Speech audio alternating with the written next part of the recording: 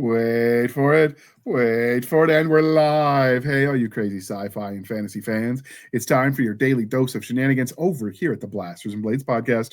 Just a couple of nerdy veterans, a Stabby chaos coordinator, and one chief shenanigator geeking out over our science fiction passions and fantastical fantasies. A place where magic is king, the sky is the limit, and space is the place. We are the podcast that puts the fun in dysfunction. So without further ado, we're going to let our guest, Miss Randee Dawn, introduce herself to our listeners and viewers at home. Hi, everybody. My name is Randee Dawn. I am an entertainment journalist. I write for places like the LA Times, Variety, and the Today Show website. But at night, when I can scrabble together a few hours, I am also an author. I have written a lot of contemporary fantasy, urban fantasy, dark fantasy, funny fantasy, and some sci-fi. And in my latest book, Leave No Trace, I am blending both of those things. So that's my main gig. I also run a reading series, a monthly reading series in Brooklyn, New York. So if you're in the area, look up Brooklyn Books and Booze. And I have a course about how to be interviewed, not for a job, but like if you have a project, how to be interviewed through gosh, I should know this, shouldn't I? Anyway, you can find it on my webpage. Yeah, and hers is very easy to find. Like a lot of times I can spend up to a half hour tracking these guests down. And at that point, I just make them give me all of their links. Hers, I was like in and out in 10 minutes. So yeah, she makes it really easy to find her stuff. Now, do you, for your book stuff, is it mostly from the professional side, or is it also just like a book club where you kind of get together and get nerdy over books? You mean on the webpage itself? No, the book and booze thing. Oh, right. So it's, the Brooklyn Books and Booze thing. We have 4 authors once a month who come in and read for like 20, 25 minutes. It's a third Tuesday of every month, and they can sell their books if they want. I try to have a different collection of readers. We'll have people from sci-fi, from fantasy, from horror, sometimes like suspense and thriller. The only people I tend not to book are the real literary writers because they get enough play as it is. I'm looking for people who are writing in the speculative fiction arena generally. So yeah, it's great. It's kind of like got this nice salon feel to it. A lot of people are regulars. And if you want to meet some of the local authors and sometimes editors and publishers, you come to Brooklyn Books and Booze. We have a very good turnout. So it's accessible both to people that want to get into the business and people that just like books. Exactly. That is what we're hoping for. And it is in a bar, but it's not required that you are of a certain age to be in that bar. So we sometimes have YA authors or middle grade authors reading. We've had kids come. Cool. Now, does the bar, like for people that are local, because obviously that's only a select group, but before we move on, is there the ability for them to grab a bite, bar food or whatever while they're there doing the reading? Yeah, so there's 2 aspects to that. The Brooklyn Books and Booze is held at this place called Barrow's Intense Ginger Tasting Room. They make their own ginger liqueur. They also sell pizza and s'mores, and it happens to be in this collection of buildings called Industry City, which are repurposed old industry buildings that have all sorts of restaurants and bars and stores and everything. So you can bring food into it. So it's very easy to get food right around there. There's a barbecue place right across the road from them, and it's quite delicious. So yeah, definitely you can. Now we got the important questions. Well, let's see. I'm pretty barbecue agnostic. Like I'll eat barbecue, period. I do like a saucy barbecue, not so much a dry barbecue. And I'm a big fan. They have something there called a pastrami bacon. So it's a slab of this thick cut bacon, but they've treated it like a pastrami. So it's gotten brined, and it's like really probably one of the worst things you can have because it's essentially like a big thing of fat, but it's very tasty. So yeah, this place has a pastrami bacon, which I love. And I live in Brooklyn, but I'm actually currently in Austin. So we just had some barbecue last night, and I got a part of a sausage. Yeah, exactly. Welcome to the Foodcast. I got part of a sausage. I had some ribs. They were baby back ribs. Yeah, it's a place called Rudy's here in Austin, which is at a gas station, and it's fabulous. Nice. I tend to like the sweet and savory style of barbecue. I suppose the vinegar base. So but I'll eat the vinegar stuff too with the coleslaw on it. I just I prefer a little bit of the sweet with my barbecue, but it's got to be like done so well it's falling off the bone kind of stuff. Like you want right, exactly. Very tender. We don't have for barbecue. We have around here the Mission Barbecue, which is it started off with the Wounded Warrior Program and Iraq and Afghanistan vets. So it's a very military friendly and military first responder themed establishment. So patches and unit crests and all pictures all over. But then there was some scandals with how the money was being sent at Iraq veteran group. And so then they started, instead of, worried about tagging their name to everything, they let each local establishment pair with first responder or military stuff near them. So now it's localized, but like a certain percentage of every sale goes to first responder or military charities, which I love. Excellent. Which is cool. And the food is good too, which helps. That is an important factor. Oh, no, one other thing I should have thrown in there when I said what kind of barbecue I like. If I can get them, burnt ends are the way to go. Yeah, because it's where the flavor is. Exactly. I'm a big burnt end fan, and the thing is, half of the time you just can't get them. So it's kind of like is my luck? Do you feel lucky, punk? Right? Like that's my. So am I going to get a burnt question? If we're going to talk about food pairing with that barbecue for your macaroni, are we talking thick with like the breadcrumbs over it for your macaroni, or the runny and super soupy cheesy? No. I like thick, whether or not thick with a CC at the end is how I like it. No, right. No, I like my macaroni and cheese thick, as cheesy as possible, and it should not be like a soup. Yes. If it's dripping off of the spoon, I should be able to eat it with a fork, right? Right. So that's my mac and cheese choice, whether or not it has the breadcrumbs. Well, I'm a sucker for bread, but yeah, I like it thick though. You definitely don't want to eat it with a spoon. All right, and then what's the perfect dessert for you to go with your barbecue? Oh well, I mean, to go with the barbecue, Rudy's comes with this wonderful pudding. They also have a buttermilk pie that actually I really like both of those. But I mean, in general, I'm always there for ice cream, and I think ice cream goes with everything. So if ice cream is an option, that's usually my first choice. So for me, I was actually going to say cobbler and ice cream is the pairing to go with it. There you go. It's the perfect pie and the a la mode, right? There you go. Now we're on the same page. Okay. Now I'm hungry. Yeah, right. And so you get people these days, and we're apolitical on purpose, but you get people arguing politics, and they ignore the important questions like, what's the best dessert? How do you take your pizza? Like, I mean, you can argue the other stuff later. Nobody cares. Let's talk about the food. We can find common ground with food, I think. I think so. Although, as much as I joke about the pineapple on pizza, just because it's an easy go-to, and I don't personally like it, I just don't have that strong a feeling of it. I did work when I was working my way through grad school. I worked construction one summer, and I helped build a California pizza kitchen. And some of that yuppie pizza was actually halfway decent. It was a lot thinner crust and fresher tasting. I give me the deep dish any day, but I'll make exceptions for some of the pizzas that they put out at California Pizza Kitchen. Yeah, that's perfectly fine. There's a place in New York City where I live called Lions and Tigers, and it's got a Detroit style pizza. Okay. And it's somewhere between a deep dish and you put the sauce on top kind of thing. But they also do really funky flavors. And one of my favorite ones that they do is a corned beef pizza. Really? They use like the Swiss cheese and the sauerkraut and the corned beef on top of the pizza slice. And it's one slice is going to feed you for several meals, but it's honestly one of my favorite things. I really love a good corned beef slice. I could see that flavor palette working. Absolutely.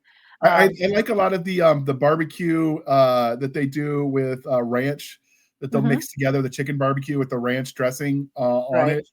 Of course, calorically, that is just the worst thing to do, but I mean, it tastes good. You're not going to pizza for diet food, right? So no, not at all. Go big or go home.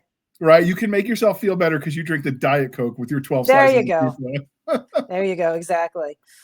Yeah, I was at a pizza place yesterday, actually. We were having this whole conversation about different types of sauces and everything. And the thing is that the sauce will change depending on what time of year you're getting the tomatoes. And sometimes it's just too acidic. You can have the same slice of pizza on different times of the year, and it doesn't work right well because the tomato itself is more acidic. I've had some pizzas with the white sauce, which I like as well. I don't know what you call those, but I've had them. And then the other thing is the location and the water makes a difference. So like that is, they have tried to replicate the New York and Chicago pizza and establishments in Texas. They documented it. And because the water was different than what you're getting in your New York tap and your Chicago tap, even with the same pizza ovens, even with the same ingredients, they couldn't replicate the effects completely. And so I think some of that environmentally plays a factor as well. Now, what is Detroit known for pizza? Like I say, I mean, I have not been to Detroit, so I am not the best person to speak on this. My entire experience with Detroit pizza is going into Lions and Tigers in New York Okay, City. fair. So they're big rectangular sort of slices. They're definitely not meant for, well, it depends on who you are, but for me, in any case, it's half of one of those slices is usually a good meal. And I believe that it sort of takes on the Chicago aspect of putting it's got the deep dish, but then it puts the sauce on top.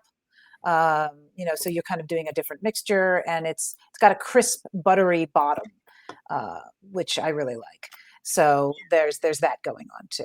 That's kind of what I can remember. It's been a little bit since I had a slice and treated myself. So that's the other one. If you want to get really nostalgic for pizza, get those square, super thin pizza slices you got at the cafeteria on pizza day. As bad as they were the best meal around for that day. The nostalgia factor should not be overlooked. My high school cafeteria made a peanut butter cookie that I'm still looking for the recipe for, because I'm sure it was a piece of crap cookie, but I have that nostalgia factor from like, oh, this is the best cookie ever, and this is exactly what I'm looking for in a cookie. And and if you can find it, it's perfect for you. And that's what I was going to say about all this stuff about like what's the better pizza or anything. I'm very much like, look, if it works for you, that is the best piece of pizza. I'm not going to fight you on this. If you want to have pineapple on your pizza, you go right ahead. I've had it that way. It's fine. It doesn't send me, but I'm not going to throw somebody out the door just because they want pineapple on their pizza.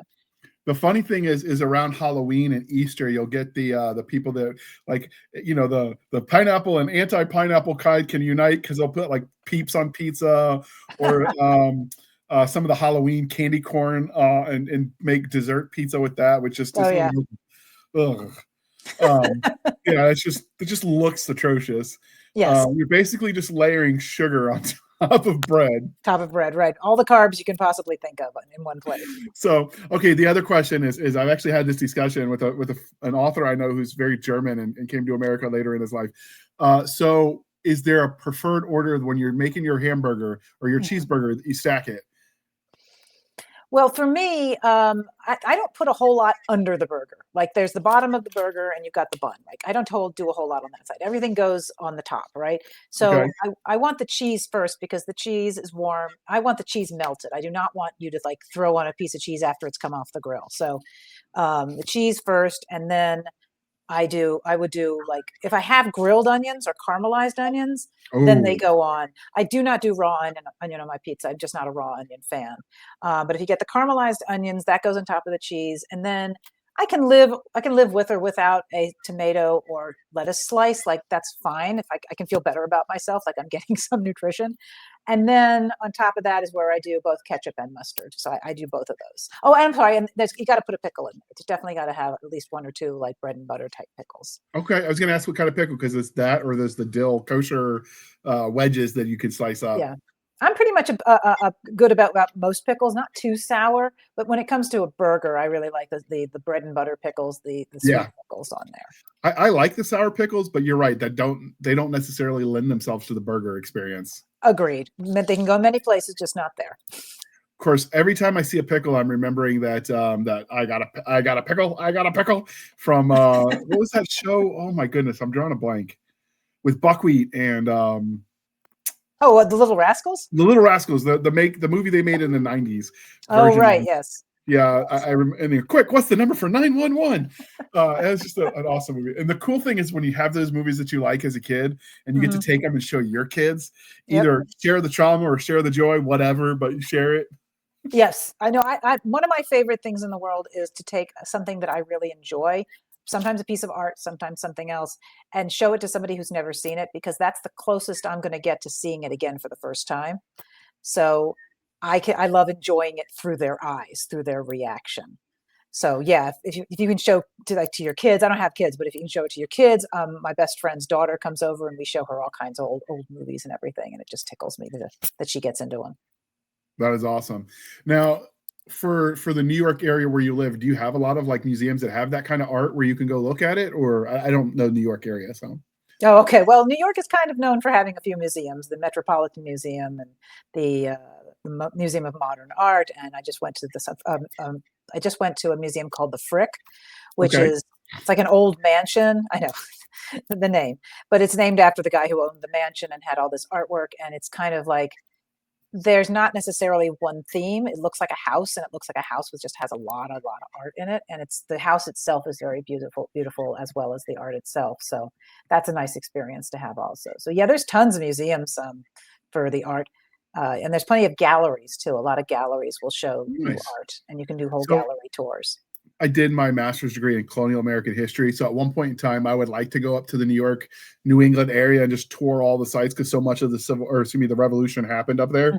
And I've been to some of the places, but not all of them. Whereas the Southern campaign in the revolution was more dispersed. So you'd have to do a lot more traveling because the population was so spread out in the South at the time. Whereas New York, or the New England, New York area was so metropolitan even then. Yeah. That you have so much just like within short periods of drive. So, and I know a lot of people are like, I'm going to tour the world. I'm like, no, I want to get an RV and tour America. I think why not? There's a book, and I can't think of the author, but it's called Blue Highways or Blue Highway. And the author just I think it's William Least Heat Moon is actually the name of the guy who wrote it. But he just traveled all the blue highways on the map. So like no interstates, no highways, not like big highways, but like the maps used to have different colors for all the different types of roads. So the blue highways are the ones he was going on. He wanted to actually drive through towns as opposed to around them. And he wrote a whole book about the adventures that he had doing that. So I could totally see it getting an RV and doing that kind of trip. I think that would be amazing. Yeah, I think that would be fun. And there's so much like both biological and terrain diversity as well as cultural differences that you could almost get the effect of traveling to all those countries in Europe. Just, the buildings won't be as old. No, exactly. I'm the kind of traveling I like. I'll travel almost anywhere, but when I'm going to different states, I like to find like the goofy, silly, very specific museums to go to, like somewhere between New York and Boston, there's something called the Decoy Museum. And I want to go to the Decoy Museum. I really want to go to the Decoy Museum, first of all, because I want to see if it's a pretend museum that's actually sending you somewhere else, like decoy. I want to see if they actually embedded that joke. But I love going to the biggest ball of twine type stuff. Or when you're at the Redwoods, they made a whole house that was built into the trunk of a redwood. That's the kind of thing I want to do. That to me is the real Americana, going to the Pez Museum, for example. Nothing wrong with all these big museums with the big fancy art and everything, but I'm tickled by the little ones. The local attraction kind of place that used to be on the way before the interstates dried up the traffic. Exactly. So that's the kind of museum I like to go to. If I was going to do a trip around the U.S., every day I would be like, we're going to look at Google. I would start in California on that one coastal highway because they're saying that's not going to be around forever, just because it's crumbling. It's that area with erosion and stuff. The Pacific Coast Highway, is that what you're talking about? I think that's what it is. They said the cliffs are eroding, and that type of rock. I mean, that just happens the way that rock. And of course, as the highway has been there for a while, cars have gotten heavier, traffic has increased, and so it's well past taking loads that it was ever foreseen that it would at the time. Yeah, I've done that trip twice, and it's absolutely worth doing for sure. There's so many interesting things just to see on the side of the road, and real hyper localized type stuff. I mean, you can go to Henry Miller's house. You can get a little bit off the main drag and go to the Charlie Brown Museum. Oh, nice. Yeah, and then I will sometimes go to a place just because I heard about it in a song. And there's a song called "The Lost Coast" by a band called Gray Eye Glances. And the whole song is about a relationship, but they talk about going to the Lost Coast where there's like black sand beaches, and you have to put your car into low gear in order to actually get down the road to get to the town. Like you can't just speed away at 55 on your normal gear. And, I love learning that kind of stuff. So I have gone to this town called Shelter Cove, which is known as the Lost Coast. Nice. Was it, did you have to put your car in low gear to get down?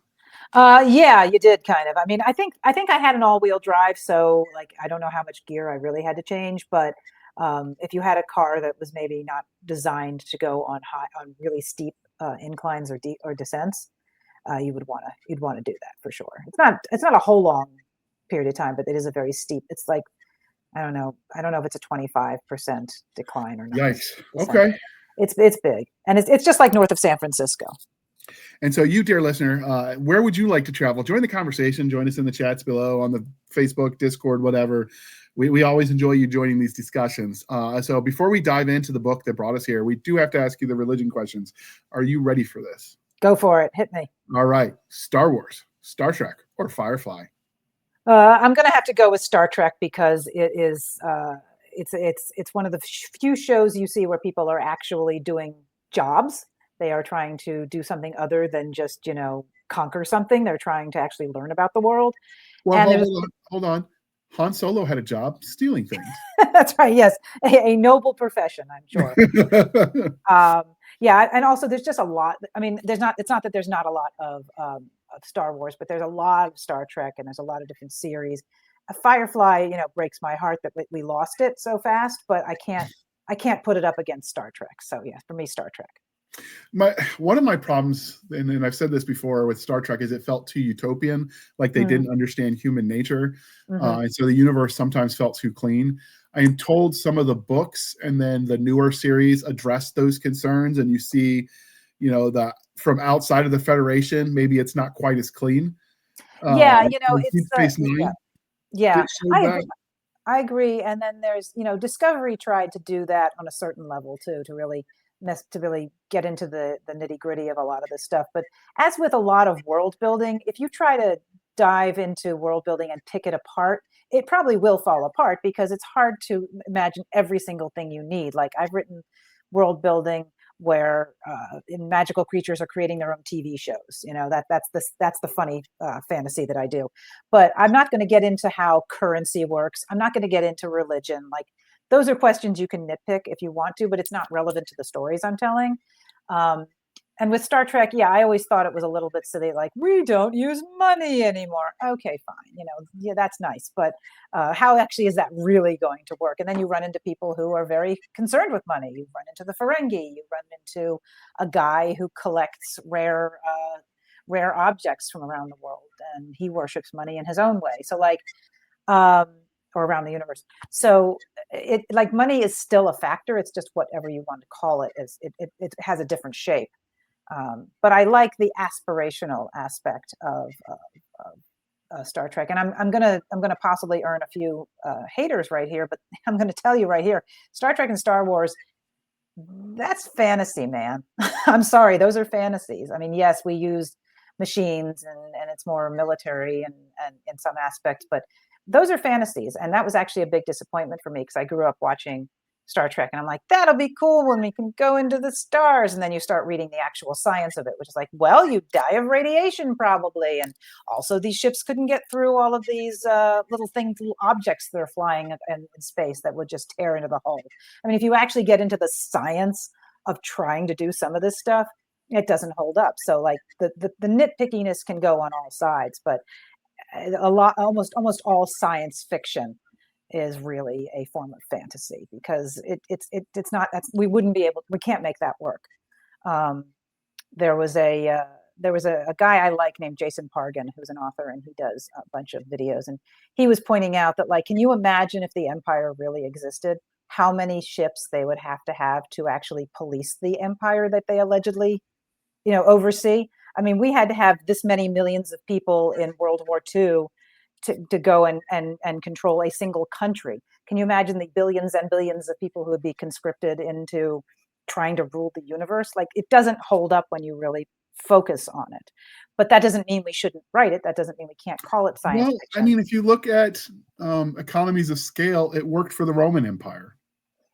Not forever, though. Like, I mean, no. Not for like thousands of years. I mean, when we talk about the Jedis, for example, like they supposedly have been doing this for a couple thousand years, right? Maybe 8,000. I don't know. They've been Jedis a long time. So like this is meant to have a huge scale over thousands of years. The Romans, who we can admire for many, many things, couldn't hold it together for forever, right? Like it falls apart once you stretch it too much. And if you're stretching it across a universe where you've got to rule a universe, you're not going to have just one guy doing it because you can't be everywhere. I mean, even Darth Vader couldn't be everywhere. Well, hold on. You can get over 1,000 years of the the Roman Empire if you count the Byzantine Holy Roman Empire offshoot as part of an extension of, and thus you have from Romulus and Remus to the fall of Constantinople. Yeah, and I think that's cool. But again, in the grand scheme of things, like It's for still a us, blink in the eye. Yeah. 1,000 years is nothing, right? So yeah. I know time gets weird though when you talk about space travel, Mm-hmm. because the time dilation in space versus what happens on a planet, etc. And so the other part of it is they addressed, at least in Star Wars, was the cloning. Mm-hmm. And then, of course, if you watch the Clone Troopers that Disney did, the Star Wars cartoon, they actually dove into like the ethics of what that means, and are they people, and the transhumanist argument. So it's got some fascinating concepts it plays with.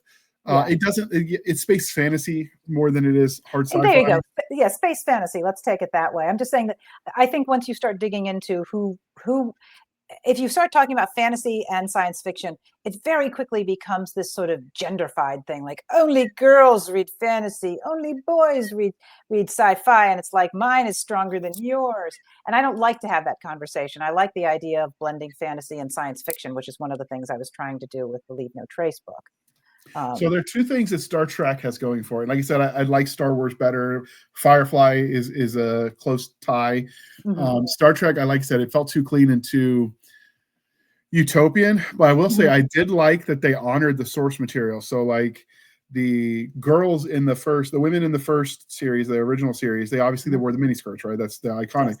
Then somewhere along the lines, Hollywood decided that was a little bit sexist. So how do we address that going forward? So then in the beginning of the next generation, you have, well, anybody could have worn the dress, the mini skirts. And so in one or two episodes, you have background crew, dudes walking around in mini skirts. Well, yeah, like the full dress regalia, like when they do formal things, they have the men will have pants on, but they have a long tunic that it would be considered a dress by some folks. So yeah, absolutely.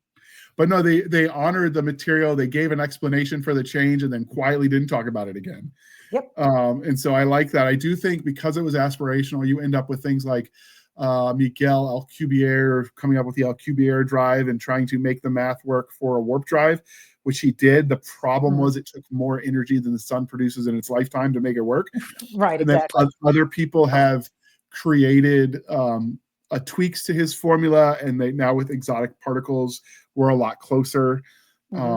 It's like cold fusion. It's just 20 years away. They've been saying that my whole life, but in 20 more years, this time for real.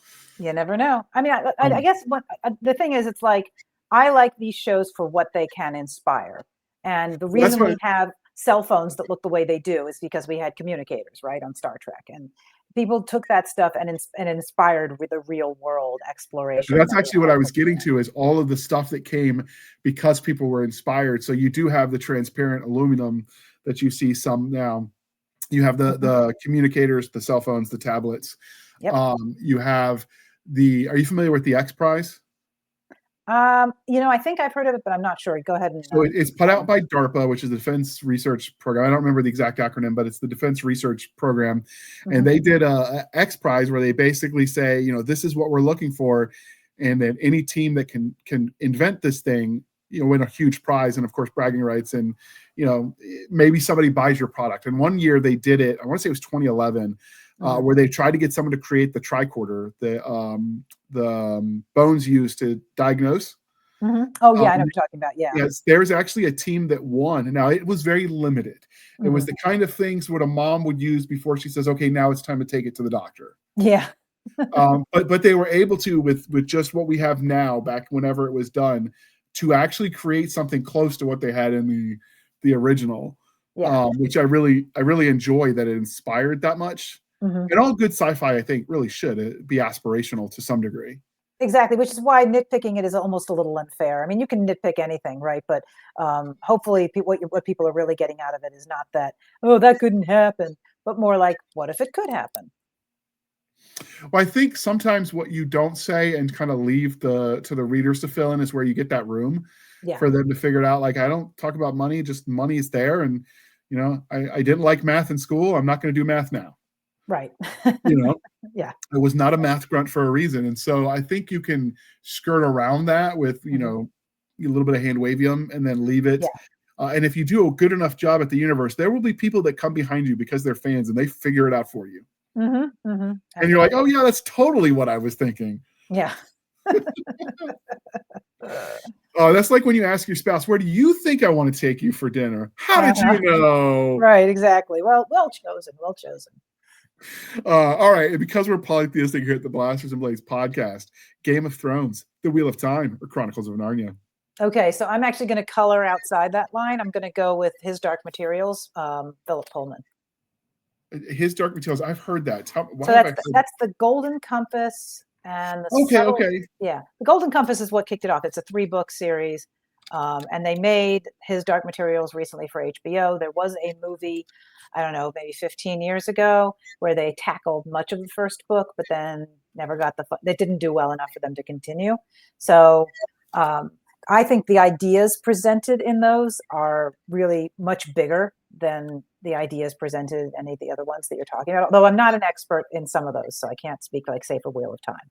But big ideas, looking at a lot of atheistic principles as well, questioning God, stuff that you wouldn't think would fit well in a series aimed at younger people, but it works both for both adults and younger people. Okay, I will add that. I've read the Golden Compass years ago. I'll have to check it out. I haven't looked at it recently.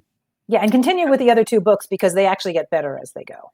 Now, is this one of those ones that, you liked it and nostalgia will keep you reading it, but it's not as good as you thought it was, or does this hold up?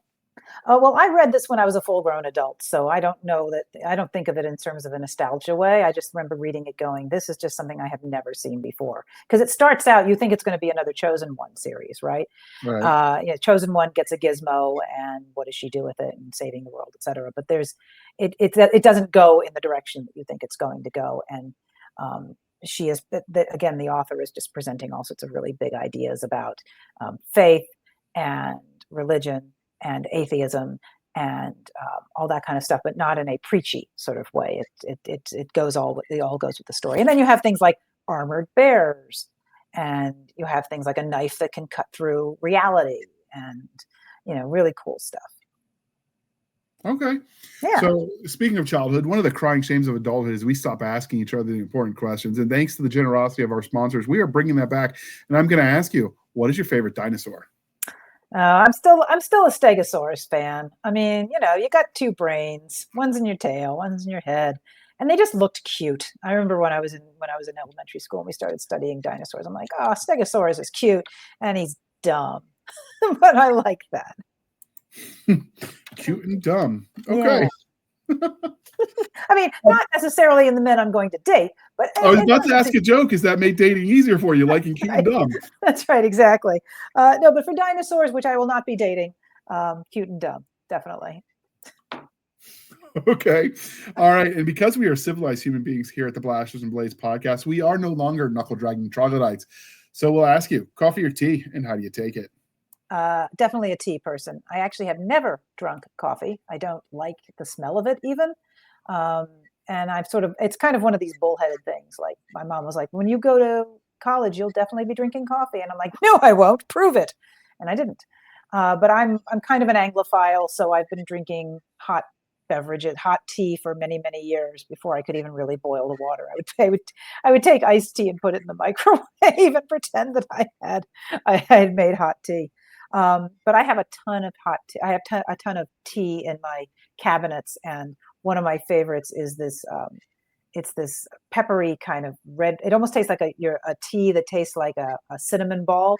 It's a hot cinnamon sort of taste, and I really love that. And so yeah. In the when we're done, if you take a picture of that for me, please send it to me. When I was working through grad school, I worked my way as a barista, and so we had to get knowledgeable on teas and stuff. And so I actually went across the town to the Tea Havana, which is like the Starbucks of teas. It's not around anymore. It went under, but they had a tea that tasted like Big Red gum. Yes. And I really liked it, and I didn't write the name down or keep it so I could find it. They ended up getting sued, which is partly what caused them to go under.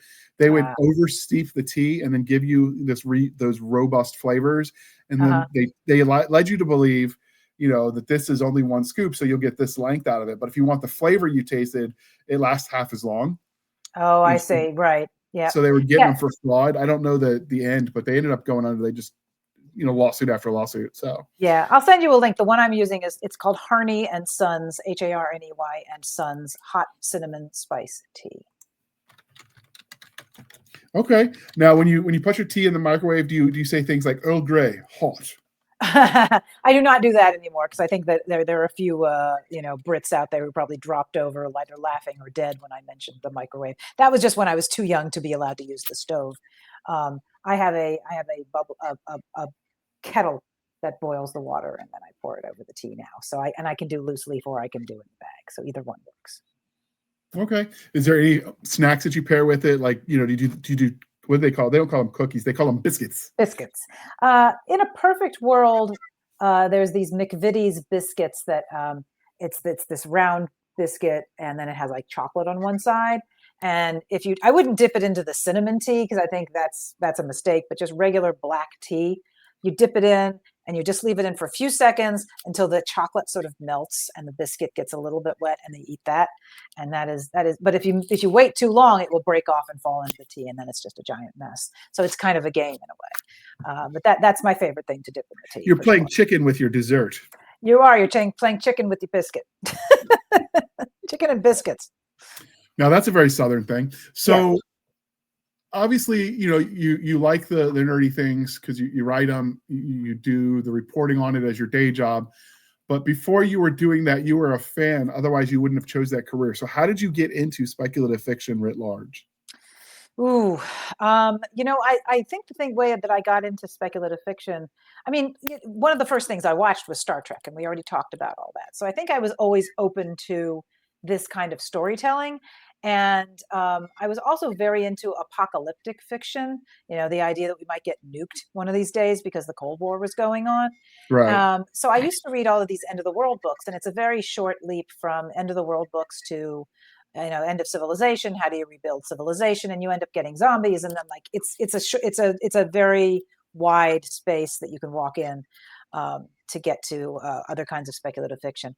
I was not really an epic fantasy fan.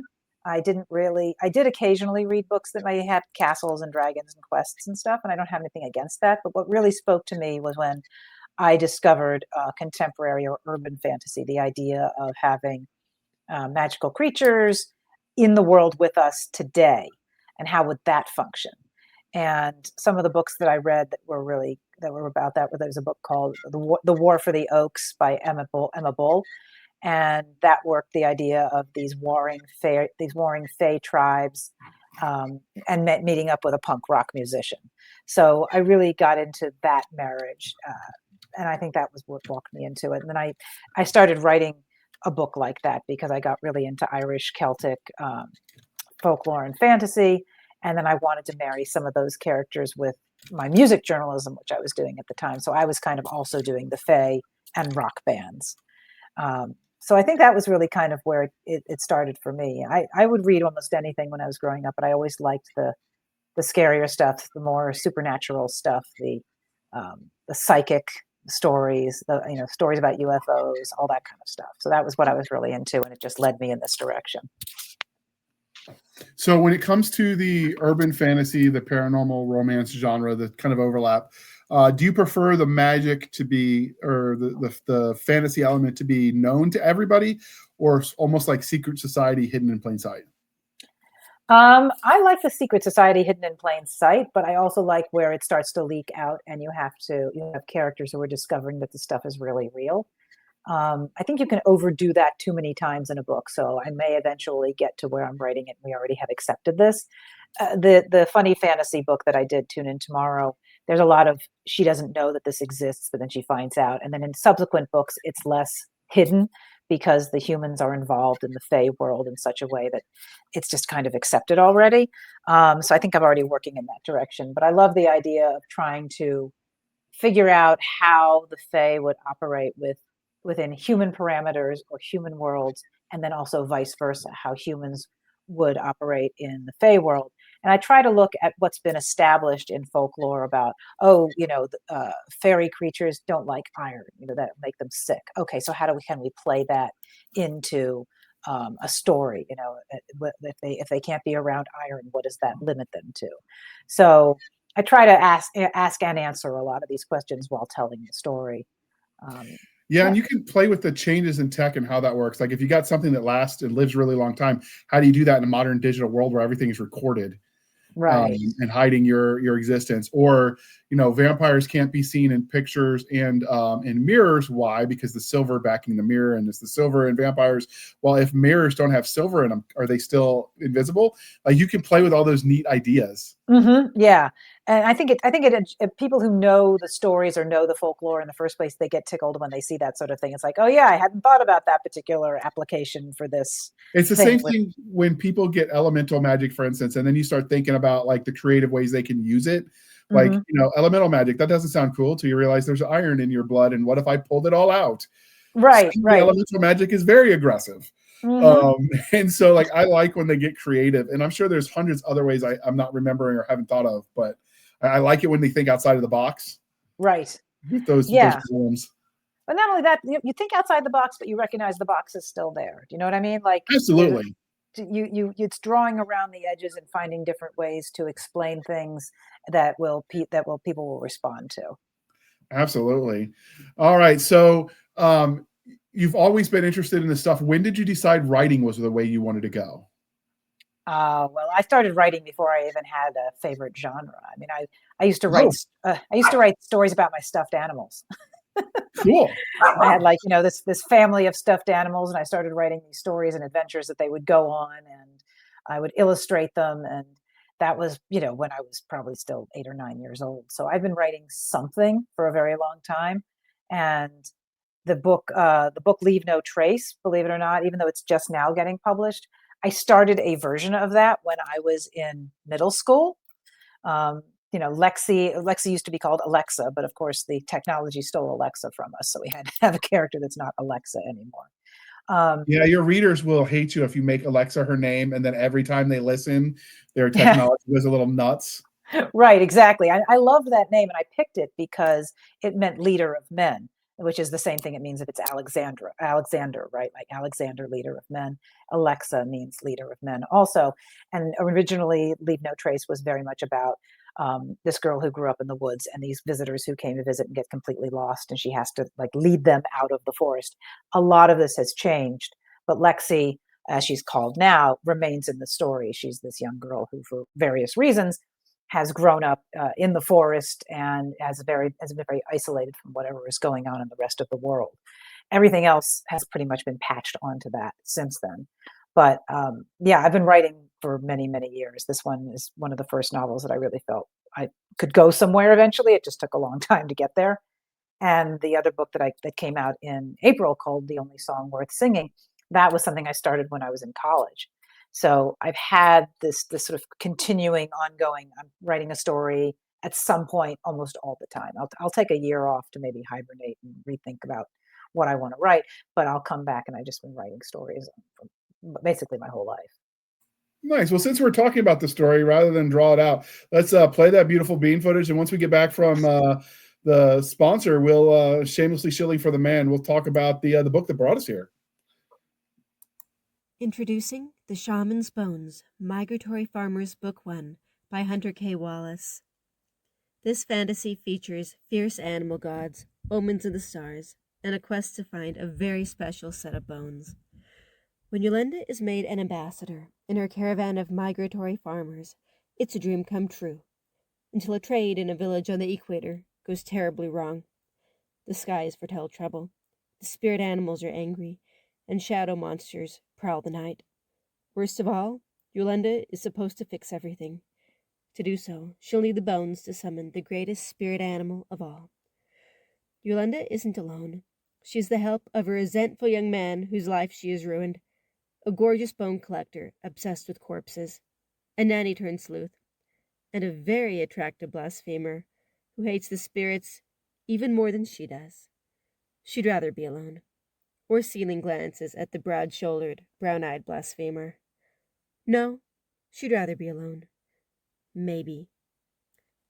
Learn more about The Shaman's Bones and other works by Hunter K. Wallace at hunterkwallace.com.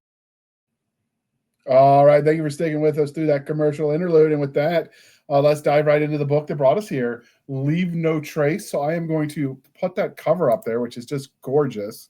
I'm very happy with that. It's like it's just a long-term dream that I've had to have this book in print. So it's so cool to see it really take a three-dimensional shape. Yeah, it looks amazing. I really like it. So can you tell us the origin? Like, obviously you wrote it way back, but where did the idea, do you remember where this idea came from? I do actually, because it was so many elements coming together. There is a movie called Smash Palace, which is from like the late 80s. And in that, it's basically about the disintegration of a marriage. Like it's not super, there's no speculative element to it. But it's a New Zealand film, and we had an early version of cable TV that gave us a lot of foreign films. So I watched this movie long before I probably should have been allowed to. There's like a marital sexual assault in there, and like my dad was like, "Turn around, you're not supposed to see this." But this part that stuck with me at the very end is the divorced father, or the estranged father, they had a young daughter, and he kidnaps the young daughter because he realizes he's not going to get he's not going to get custody. He's kind of gone off the deep end of it.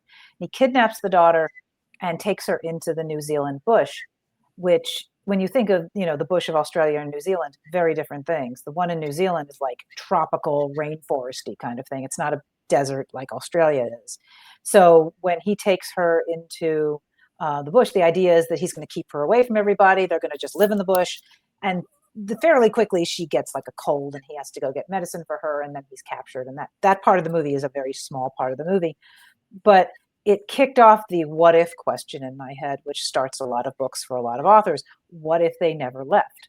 What would that be like, to have sort of your slightly off balanced father kidnap you when you're a kid, take you away, and raise you in the forest to learn how to live as an individual, like a survivalist almost in the forest?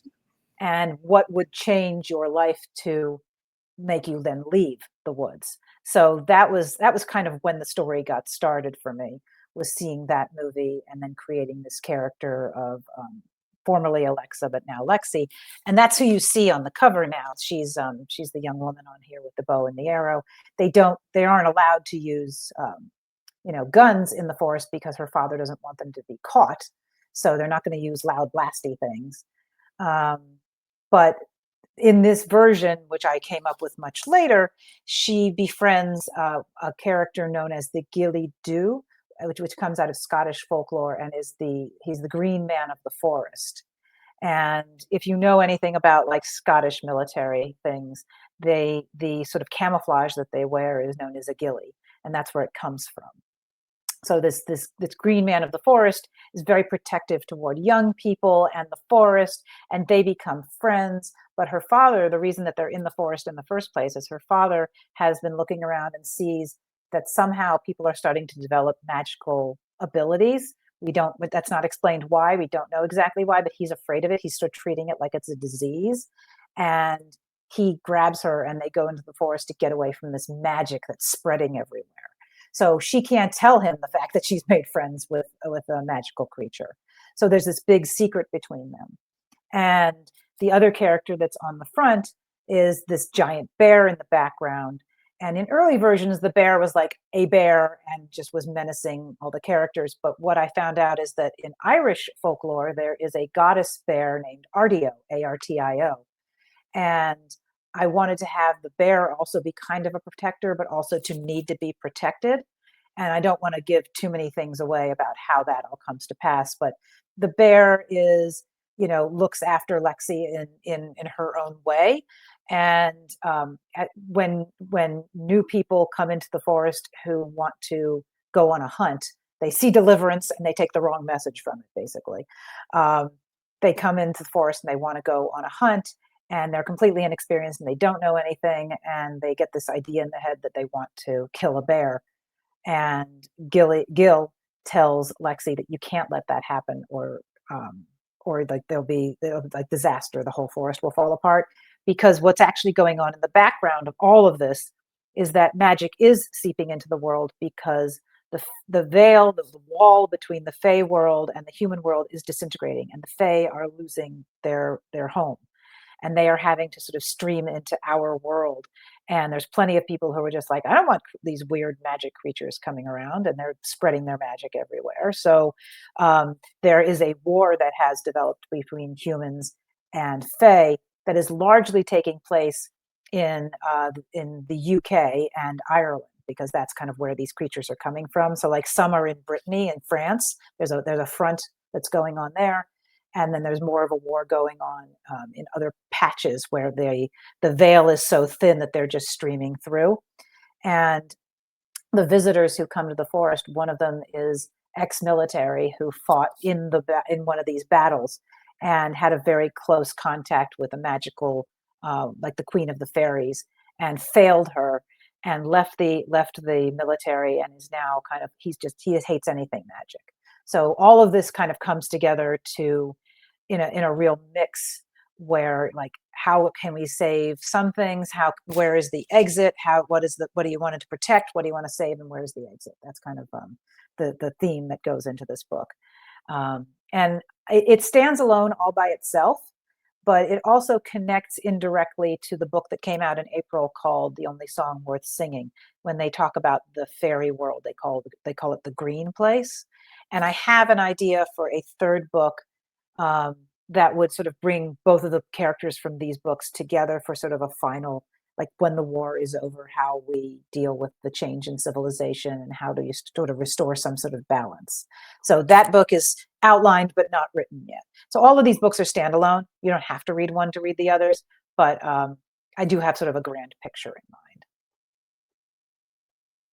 Okay. Now, right now, I see that it is available in ebook and in paperback.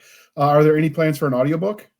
The rights are available, but they have not been purchased. Like, my publisher bought the rights, but he's hoping to get them sold somewhere else to, like, that somebody else will make the audio. So I'm crossing fingers that we will get an audio in this, but at the moment there's nothing in the works. Okay.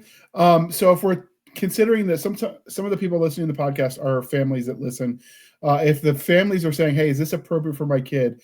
How would you rate this book in terms of content? I would say PG for most of it. There's some scenes that might be PG-13. There's no overt sex or romance necessarily going in. There's hints here and there, but there's none of that. There's very little swearing. There's some swearing, and in terms of violence, there's a certain amount of violence. People die, and you hear about war. So it's not bloody or gory necessarily, but there is that going on. So I would say mostly PG, but some PG-13. Okay. So when the magic is seeping through, does your main character take a stand on whether she thinks it's a good idea, given that she's friends with the Green Man of the Forest? Well, some of the people that two of the people who come through are also afraid of this magic thing. So all three of them really have to be convinced that this is a good thing. But I like this idea that human beings contain magic within them, and our world as it exists in this book, we haven't paid attention to that. Like, we're just we live our lives very much without magic directly as something that we think we own. And so when the Fae start streaming over, it kind of heightens this magic we've always had latent in us. So not everybody can be like, I can fly, I'm magic. But everybody has some little bit of magic in them. And some of them are very specific, and some of them are more helpful than others. But the presence of Gil helps Lexi discover this magic that she has. And he had taught her a while ago. The magic that she has is she can find the way that she's supposed to go. So if she focuses, she'll be able to see the way through the forest to get to where she needs to be. It may not be where she always wants to be, but it's where she needs to be. So there's this whole thing about, she can find the way for whatever is necessary. The two of the others who come in are also shown this magic that they have, but they never knew they had, by being close to Gilly, and it kind of rises up in them, and he shows them how they can train it. So they actually become valuable to the side of the Fae who are battling this, and they're not conscripted, like they're forced into the battle, but they're sort of asked, like, can you help us? You have this magic, you know how to use it, and it could really help us with winning this battle that we're trying, which is a battle for survival for them. They're not trying to take over the world, they just need a place in it. So all of them have to make this decision for themselves, like, are they going to allow themselves to be, to be part of this battle that they've only recently learned about, or are they going to go back home and pretend it doesn't exist? So, of all of those characters, do you Mhm. have a favorite secondary character? I mean, obviously, you're partial to Alexi, but what about the others?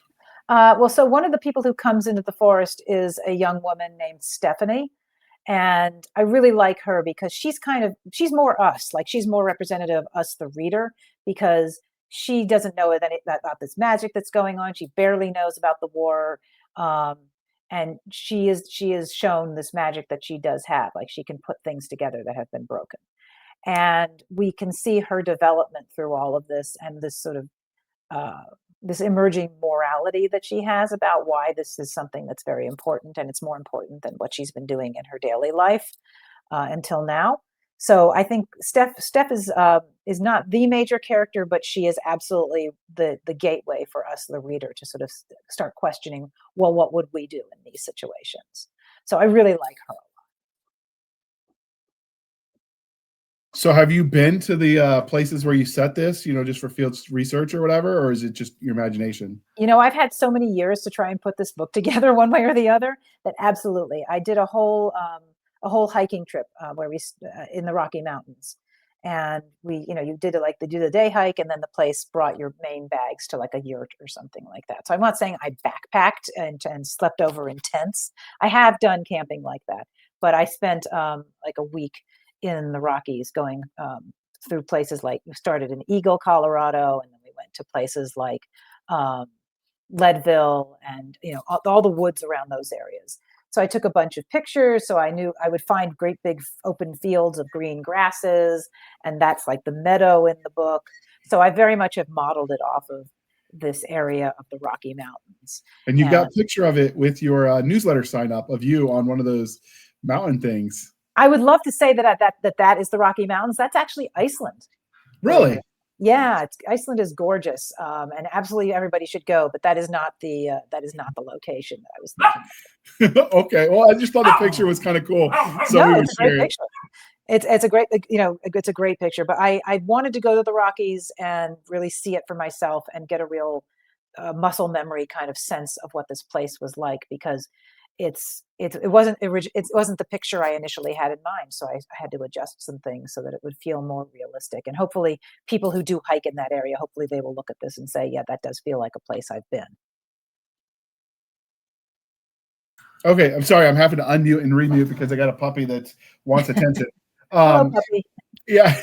So when you said you got one more book, which will wrap this up as a trilogy of interconnected Mhm. standalone novels, do you think you're still going to want to play in this world? Because it sounds like it's richer than 3 books. I think that it absolutely can be. It absolutely is something that you can play more in the world. I think that there can be all these like side questy kind of books that would come out of it.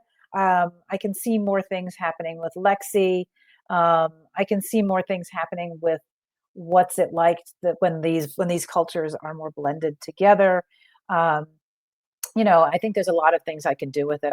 It becomes a matter of time and who wants it, right? Like I've always written for myself, and I'm happy to continue doing that. But if I get a publishing deal, say for a different series that I'm working on, or another book that I've already put into the universe, like those will probably take precedence. So, if this is a world that you think you will like, and read, then buy the book and buy more copies for your friends, because the more response I get from it, the faster the third book can come out, and so can other books too in this world. There is actually there's currently, so since this book took so long to come out, I started writing short stories about some of these characters, and there is a short story that has been published already. It was part of an anthology called Children of a Different Sky, and you can find that anthology on my website. They were all stories about, like, say, refugees. And this particular story, the main character is the same. His name is Tony Garcia, and he is in Leave No Trace. He's this ex-military character, and this is a section of his life when he was still in the military and still fighting overseas. And they have to sort of catch these fae that are coming through these like portals and send them back. And if they can't send them back, there's a whole rounding up process that is rather uncomfortable to think about, and would have been more unrealistic if we hadn't gone through some of the stuff we're going through right now with immigrants. So that story, it does exist in the universe. It's like a 5,000 word story, and you get more of a background on Tony. Some of that is revisited a little bit in Leave No Trace, but he's got his own story out there right now. So that's one story. There's another story that I had written about Lexi, which is kind of an alternate universe of her and Gilly and her father, and doesn't involve Tony or the others. It's kind of this could have gone differently story. And that one was published in an anthology called Another World. And those were all portal fantasy stories. So I had like these two stories that don't fit directly into Leave No Trace, but are about some of the characters. So if you get those anthologies and decide you like those stories, I've got a lot more to talk about for sure. Did you see the TV or the movie Bright with Will Smith about the paranormal and the humans living together, I think in LA? I did, and it didn't quite work for me, but I liked the effort. Like, I like that people are thinking about this kind of thing. There was an animated film, I think, that Pixar did that didn't do so well, but it was about different magical creatures living in a human world, and it came out a couple of years ago. I can't think of the name of it, but that was interesting too, because I liked seeing them sort of trying to adapt to a sort of human existence and what would work for them and what wouldn't. So this is not the first time that anybody has ever thought to do this sort of thing. This is just my take on it. No, I was just thinking your world's sort of right for, after the series ends, for the next one to be, okay, now they're here. What does it look like? Yes, exactly. And I think it's important to remain true to both species, right? You can't I don't like the idea of copying and pasting one culture on top of another, because every culture will have its own unique needs and wants and abilities. And it's about finding a way to shape the world around them and see how they shape the world. So that's some of the interesting discussion I like to get into. Absolutely. And there's lots of room for merging of cultures and stuff. And we see that just in general with the military. I mean, like the military now, when I was in, obviously my references, 98 to 2007, but like some of the words that came out of like the Vietnam War from Vietnamese language were still used in the military to mean certain things. So there's going to be some bleed over that happens just from proximity. Yep. And so it'd be cool to see what that looks like. Yes, no, I think that would be really interesting too. I'll have to do more in-depth research to be able to get those kind of colloquialisms in there. One thing I'm kind of proud of is, I was thinking about, well, if humans are trying to take down magical creatures, like how do you do that? Right? Like some of these magical creatures may be able to self-heal so quickly that if you shot them with bullets, it wouldn't matter. So how do you develop a weapon that would take them down? And I thought about the weapon that we talk about the most in this book, and also in that short story I talked to you about. It derives its power from an electromagnetic pulse. So the idea is it doesn't kill them, but it knocks all the magic out of them for a period. So they're just kind of these weak, lost creatures that can't use their magic, and therefore then you can do whatever you need to do with them from there. And then a lot of these weapons then also have, if for whatever reason they are still attacking you in some way, they have a plasma shot backup, which will, can cut anything basically. So it doesn't matter whether or not you aren't affected by a bullet, because you can heal so fast. If I can plasma your head off of your body, that's not going to grow back. So like that's kind of what I was trying to think, is to create a weapon that would have this twofold manner, kind of going back to Star Trek. Like, is it a stun gun? Is it put it on stun, or to put it on kill? Right. So that was very happy how that came out, and I tried to give it an acronym that would make sense. The acronym is like PEP, but then I could imagine people in the field calling it a PEPI or something like that. So I wanted to have something that would feel lived in and used in this universe. Speaking of lived in, because we don't want to give spoilers, so we're going to wrap it up, I think, by asking, would you live in this world if you could? I would like to live in the world after the war is over, because I think war. That's fair.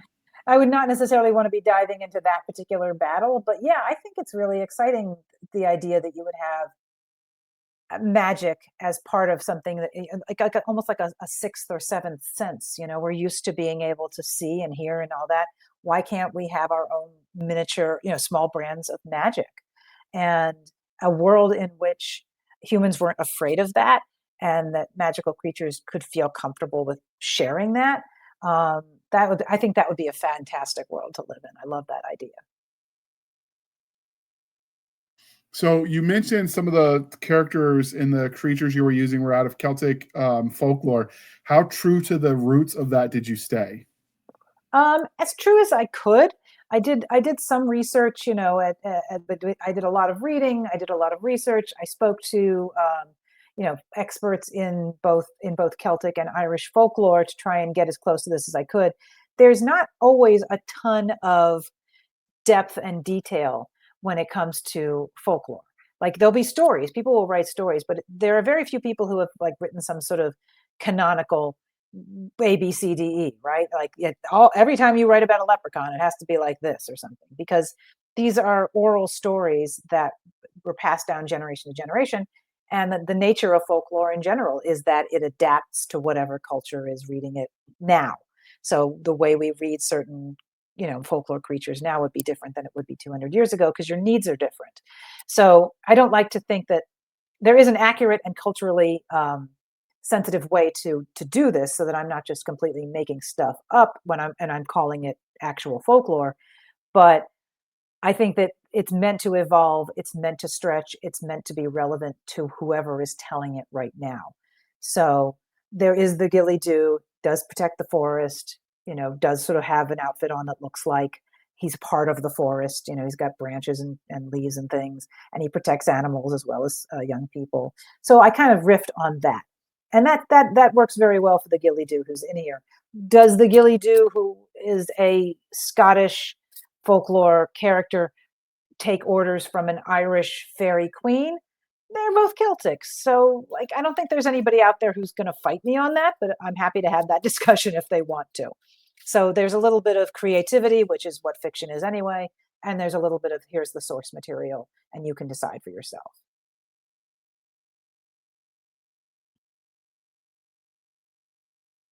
Going full boomer, I keep forgetting to unmute, but otherwise you hear the puppy whining for attention.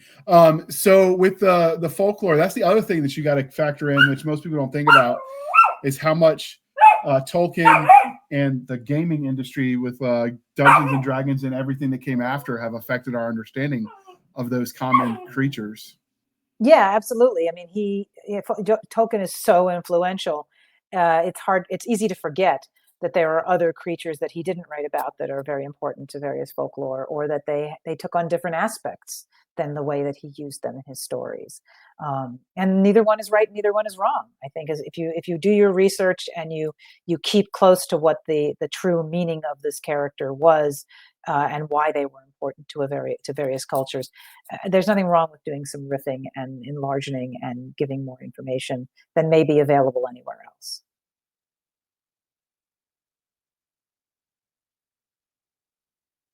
The other part of that is how tribal Celtic cultures were in general. So just because one tribe believed this, that doesn't mean every other tribe that believed in it in the same way. Right, exactly. No, it's true. Right. It was never a monoculture, right? It was very much what part of the country you do, and that's I think that's true for religious figures also. Your myths and your stories reflect the world that you live in. And if you live in a very agricultural part of the country or world, you're going to have different myths and stories and religions than if you, say, live in the high mountains or you live by the sea. These are the stories that we tell ourselves, and it is reflective of the world as we know it. And that doesn't make anyone more true or false. But yeah, there's some really great old folklore out of Irish tradition. There's a book called, it looks like the Tain, T-A-I-N, but it's pronounced Toin. So the Toin, and it includes all the Cuchulainn myths, and it's a lot of stuff that is not fairy based per se, is more human or superhuman kind of based, and it's fantastic. It's a wild ride, and if you're into any of this, picking up a copy of the Toin is absolutely, you got to sit back and just be prepared. Yeah, I will say, everyone knows, a lot of people know about the Roman and the Greeks because we studied it ad nauseum in class growing up. Mhm. But when you look at some of the Celtic mythology and folklore, some of their Fey type creatures, oh my goodness, they're scary. Oh yeah, I mean, if you go back to the only song worth singing, which I know is not the main focus here, but the character that kicked that book off for me is I came across a description of a fairy character called the Leinhon She, who is the fairy mistress, and she inspires the poets. She's like a muse, She inspires you to write great music or do great art or write great poetry or whatever, but she extracts a price and she slowly starts stealing your life away. She wants your soul. So is this why like so many musicians die when they're young, or how many poets drink themselves to death? It's not because of the alcohol. It's the Lane on She who's there. But I love that idea of this very very dark Irish mythical creature and interacting her with our world, which is what I did for the only song worth singing. Their take on the mermaid creature, and I'm not remembering the name of it, but I've done some research on it in the past, is gruesome. It's definitely not Ariel, Disney's mermaid. Yeah, no, you're not talking about the Selkie, are you? I think so. Okay, you like the Selkie who sort of like when they're in the water, they're like a seal, but then when they get on land, they strip off their skin and they are a human person. And what often happens is that it's usually a female character, and a human man's like, "Oh, she's beautiful. I want to keep her. I'm going to steal her skin so she can't go back in." I mean, it's a lot. There's a lot of stuff that you just don't think of. I think in the US especially, we grow up with very little of this, and we think, oh, the whole sum total of Irish or Celtic folklore is the leprechaun, or maybe the banshee, right? The banshee who signals death is coming, or the leprechaun who's on our Lucky Charms box. Like, I don't think most people think of that there's a whole other pantheon that's out there, and it's really fascinating once you stumble into that world.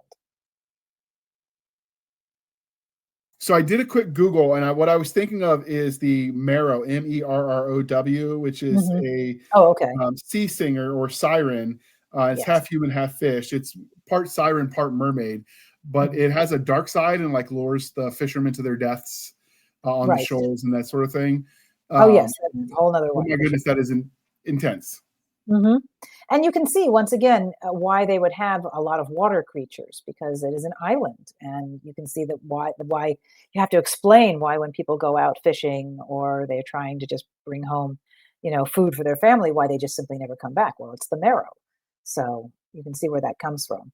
And Disney is kind of an okay introduction for little kids, but I feel like Disney has co-opted so much of the folklore and fairy tales that are out there that people think that's the real story, and it's so much more interesting when you dig deeper. Yes, my German grandmother got very, very upset at the watering down they did to the Brothers Grimm stories. They Oh, were yeah. supposed to be a little bit scary because they're reminding kids to behave. Don't go Mhm. out and touch the dark, scary things. It's not safe, right? Right, right. It's teaching survival lessons in a way that kids can understand. Yeah, I mean, there's a place for that sort of thing too, but you just need to make sure everybody knows that that's not the be all and end all of how this story goes. Yeah, and the Brothers Grimm, if you actually read the original source material, some of that's really dark, Oh, which yeah. makes it sometimes more fun. And Mhm. that's why when the series set in Portland, the Grimm was the name of the series that they did. I Yes. really enjoyed it because it was taking all of the German versions of it, the scary stuff, and Mhm. bringing it into the modern kind of urban fantasy setting. Right. So I do like magic in our world as well. I mean, I don't Mhm. have a preference between that and high fantasy, but seeing some of that come to life is kind of fun, which is why I was wondering what your world will look like once the war is over and the merger is kind of complete. Yeah, I mean, assuming that the merger is successful, right? And we don't, because I think if a whole world disappears, like you're kind of stuck with whatever is going to be left over. Like, does one triumph entirely over the other? Do they find a way to mix together? Do they find a way to segregate themselves? I mean, if you do some research, like fairies often live in trees. Well, we don't live in trees. We could live in cities. Maybe we don't have to interact. But I would like to imagine a world where they can they can mix together, but also, and not to give too much away from a book that I haven't even finished writing yet and could change significantly, I have this idea that there still is a small remnant of the old Fae universe that's being held for reasons, capital reasons, And the question is, do you then restore that in some way? Do you restore the Fey world, or do you work with what you have right now? So that's going to be a discussion that I have to explore. Almost like a hero's quest. Maybe so. The main thing I'm trying to explore with a lot of these is how a good person becomes a bad person, which I know sounds very Breaking Bad, but I wanted to sort of somebody who becomes obsessed with their own story maybe forgets that there's other people's stories out there and they step all over them. So there's a character that I want to see transform throughout these books, and that's one of the goals I'm hoping by getting the third book out. Was there anything about Leave No Trace that we didn't talk about you think readers really ought to know? Let's see. I mean, that's the basic storyline. And I told you about the place, and yeah, I think that stands pretty much where it is right now. That's what I would go with. It's not a lot of battle, but it is a lot. That is the background, and that is the motivation. And there's also hunting, and there's survival in the woods. And I tried to throw a lot of that kind of stuff in there too, like what would it be like? Lexi has a couple of places where she and her father have lived over the years, and one of them is a cave and one of them is a cabin, and I wanted to describe what that might be like to live in those two different places. Now, the picture almost looks like a matte painting that you then converted. Was this original painting, or did they do this all digitally? I think it was probably done all digitally. What they said is, what do you want on the cover? And I came up with some ideas, and they sent me sketches along the way. So I think these were all digital sketches. My contract doesn't allow for AI, and I've been assured that there was no AI in this. But they showed me like the layers that they were creating along the way. So my thought is that probably it's digital. I would love it if this was a painting itself, but I don't know if there's an actual oil painting that exists. Yeah, some of the old school artists still do the oil painting and then they digitize that, which is what I thought maybe was happening. Right. Either way, I didn't suspect AI because that's the sky is falling, Stuart Little. Everything is AI. What? You use proper grammar? You must be a robot. And so I tend not to go there, mostly because while I do obviously see the ramifications of AI, like it's just not something I'm getting my panties in a wad over. I'd rather just talk about the cool stories I like. And the art is amazing. I really do dig it. But when you zoom in on Gilly's outfit, the texturing, it almost makes it look like it was a painting. Yeah, no, I think it's terrific. I mean, when I told him to make it look like he made an outfit out of the forest, they really did a great job. And I don't know if you can see when you zoom in to right above Lexi's head, there's a bit of a blue critter. See, these are butterflies. There is there it is. That's the big butterfly. The butterfly actually comes in toward the latter half of the book and has a very significant role. And one of my favorite things with any book that I'm reading is I like to read the book and then I like to turn back to the cover and be like, oh, that's what that means. That's what that in reference to. I didn't know when I started the book, but now I'm here. That's why they have that in there. I love that the cover can be telling you things that you may not learn about the book until much later. Yeah, like I said, I'm in love with that cover. That you take the title stuff off of it, that would be a painting you'd hang in your wall, right? Just because it looks cool. Yeah, I've thought about trying to do something like that for sure.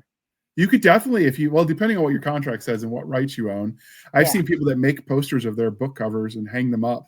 I mean, I would. Oh yeah, I made some posters of them, but you can like go down to your local Walmart if you have a high resolution enough picture and make a poster. But yeah, without the words also, I think would be very striking. Yeah, like I said, I'm absolutely in love with it. So with this, kind of covered everything. I don't want to go into spoiler territory because we do want people to read the book. If you do get audio come out, let us know so we can share that too. Because right now it is print and ebook. But at some point in time, hopefully they'll get the ear reading version available. With that out of the way, dear listener, this is the part where I remind you to please be kind and speak your mind on the reviewing platform. Your reviews help the right readers find the right books, and they really do matter. So do your part, people. And with that, how can we find you, Randee? My webpage is randeedawn.com, and so it's pretty easy. Most social media, I'm either Randee Dawn or Randee. So it's pretty, as you mentioned very early on, it's pretty easy to find me. I am not hiding out on the web at all. And if you go to any of my social media, there's usually a Linktree link, and that also takes you directly to several of the pages. So all of this stuff is very accessible. Absolutely. Of all of the social medias that you have, are you more active on one versus the other? So if they had to pick just one to find you? I'm most chatty on Blue Sky at the moment, but I also do use the Facebook author page as well. So I would go So, Blue Sky and Facebook author. so for those that don't know, Blue Sky is the alternative to Twitter. There is a decent sized book community there, which is why so many authors went there, because you go where your readers are. Um, so if you're wondering, can you access Blue Sky from a desktop, or do you need to do it on your phone? You can do it on desktop. It's like bsky.com, and you can totally do it on your desktop. That's actually how I mostly do it, because if I'm going to type something up, I want to be able to do it on a proper keyboard. I'm just not. My fingers are too big for the texting. Yeah, when Instagram started, you had to do it from your phone, and then they ended up making it so you could go from your desktop too and still upload. Because Yes. so many people were like, well, if I only do it on my phone, they had whole swaths of people that would never use the app. Right. And Exactly. so they ended up clearing that up. I suspect Blue Sky at some point, if you said they're doing it now, but if they hadn't, they would be adding that, because a lot of people are trying to get less on their phones now. Mm-hmm, mm-hmm. So I support that.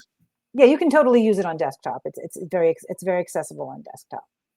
Outstanding. And you can find us, dear listener, on our Linktree, linktr.ee, Linktree/Blasters and Blades Podcast. Again, Linktree/Blasters and Blades Podcast, where we link to all the things: the BitChutes, the Rumble, the YouTube, the TikTok, the Twitters. We've got our Spotify, our Discord, our Blasters and Blades Facebook group and Facebook page. You can email us at blastersandbladespodcast@gmail.com. Again, blastersandbladespodcast@gmail.com. For professional purposes only, people. Save the shenanigans from Stabby Stab over there on the Instagram, the Twitter, and the email. You can support the show by going to buymeacoffee.com/author J.R. Handley. Again, buymeacoffee.com/author J.R. Handley. Be sure to put in the comment section that it's for the podcast, and I promise I will keep my co-hosts duly caffeinated. They will drink that coffee brand coffee product until it pours out of their eyeballs, and we swim away on a river of Java caffeinated goodness. And if you want some of that coffee brand coffee or hot chocolate or tea, you can go to the link in the show notes. Use the code PODCASTGRUNTS. You get 10% off. We get a little bit of a kickback. It's a win-win, people. And with that, I would like to thank you for spending some of your precious time with us. For my crazy co-host, I am J.R. Handley, and this was the Blasters and Blades Podcast. We'll be back next week at the same time, where we'll indulge our love of nerd culture, cheesy jokes, and all things that go boom. All right, thank you for coming on, Randee. This was a lot of fun. Oh, it was terrific fun. Thank you so much for having me, and you were terrific as a host as well. Yeah, my complaint, or my complaint, I don't care about spoilers, because with my Swiss cheese memory, I'll forget anyway. So it's, it just cements, I want to read this, even though I don't remember why. But I know other people really care about spoilers, so I have to make myself not ask those questions. Yeah. And I get to the point where I'm like, no, I can't ask that question. That's a spoiler. Oh no, that's going to be a spoiler. So it worked really well that you're used to these interviews, so you could just talk and fill the gaps, because you were just going, one question into the other before I even asked it. But yeah, this looks really good. Now, you said the only song worth singing. That's sort of it's in this universe, but it's different characters. Yeah, it's in this universe. There's no need to read one first or the other. They're both completely standalone. If the third book never comes out, no one will ever know that there's a connection, except that they refer to the fairy world as the Green Place. So there, you'll see in places that it'll say the Green Place Stories Part 1 or Number 1. Ignore the Part 1 or Part 2 things. Again, they are not reliant upon one another. But yes, there is a concept in my head in which the characters from Leave No Trace and The Only Song Worth Singing will eventually meet. The Only Song Worth Singing actually takes place in the 1990s, and Leave No Trace is sort of in a near future, and the final book would take place in a more significantly distant future. But we can still have these characters, because sometimes when you visit the Fey world, the time works differently. There's some time dilation. So that's what I would say about that. Yeah, I like it when they play with that. They did that in Monarch, the King Kong Godzilla story that Apple TV put out, and they had that alternate. I like playing with that, because you can get a total mind hack, mind F. I'm trying to be family friendly. I'm working on that, people. And I like seeing that kind of stuff played with, and what that does when, if you go into the Fey world and come out, everything is potentially dead, because you were gone for, a day, but for them it was 100 years. Exactly. And if you do it because it's wild magic, Fae is often wild magic, you don't even have to create a formula to make it work. It's just wild. Right, exactly. So I love being able to have that the characters who were 20 years old in the 1990s could live into the 2100s or 2200s, depending on how long they spend in the Fae universe. So, and then Fae themselves live a very long time. So if a character who thought he didn't know he was Fae is actually Fae, he may live longer than his friends. So that's sort of a fact he has to face up with. So there's a lot of that. We didn't get too much into this, but the idea of people say, "Oh, I'd love to be immortal." It's like, no, you really don't. You would not want to be immortal. You lose all your friends and your family and context of society, and the world moves on without you. And you would not want to be immortal. It's more of a curse than anything else. I mean, with the right caveats, you could make it work. But yeah, you could. I think when we read vampire stories, for example, that's as close as where we get to a lot of discussion of immortality and how that Highlander. And Highlander, right? But there can only be one. So yeah, mine went there too. But I think it's unrealistic if you have an immortal character who acts as though the immortality aspect of things doesn't matter to them, or doesn't. I mean, look, I'm a certain age right now, which may be older than some of the people watching this, but I can tell you, in my short lifetime of several decades, the world is very different, right? Can you imagine if you live for 200, 300 years or something?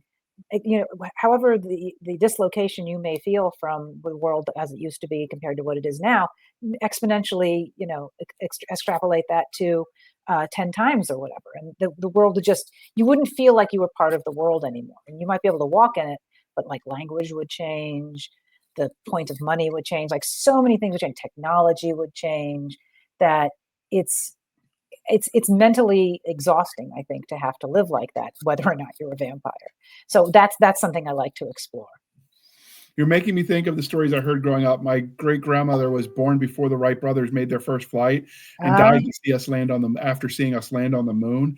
And could you imagine, like, if you went back in time and told that same woman as she's a little girl what she would see, she'd think you were making up stories. Exactly. That's a perfect encapsulation of what you're talking about. That kind of time. Yes, exactly. There's that Clark quote about, any scientific technology sufficiently advanced is indistinguishable from magic. It all becomes magic after a while. The other thing you can do is, because there's the concept of, you don't encounter the Fae without being changed. And so maybe the immortality or just longer life is tied just because you went in the first place, and regardless of what happens while you're there. Yes. Which is also the kind of, chaos you can play with when it comes to fairy magic, which I really like. We've even done a whole panel on wild and chaos magic that I thought was fun with the Feral Ladies podcast because of that. Nice. Like, the unpredictability is what makes it fun. Yes.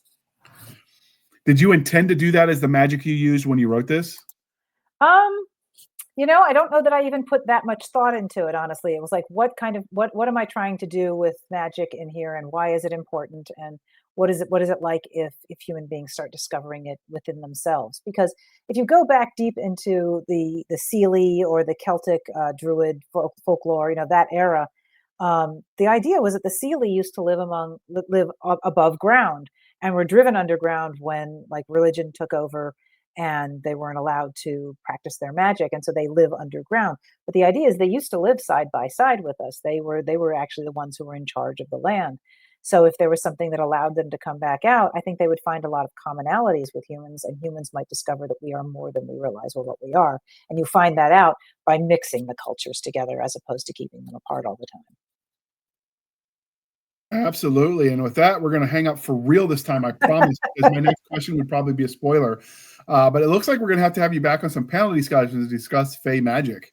I would love that. That would be amazing. That is a topic we have not touched, and I think now we need to. Okay. Call me back. All right.